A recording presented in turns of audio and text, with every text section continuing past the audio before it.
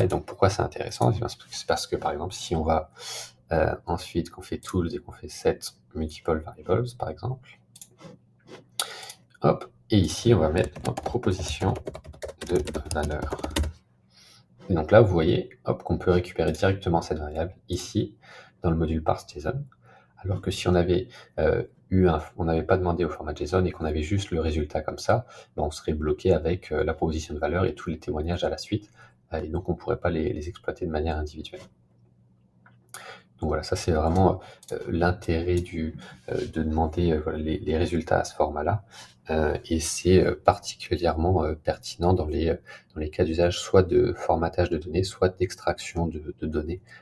pour éviter d'avoir à multiplier l'utilisation de différents modules OpenAI.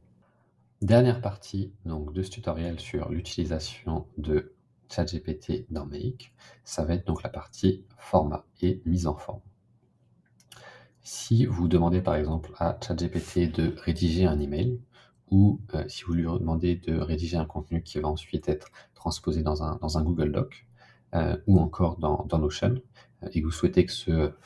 ce contenu suive un certain format, ou soit juste simplement mis en forme avec des titres, avec des paragraphes, avec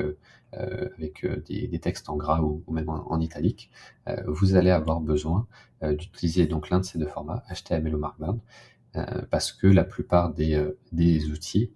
que ce soit les modules mail, les modules Google Docs, les modules Notion, ne prennent pas en compte la mise en forme d'un texte simple,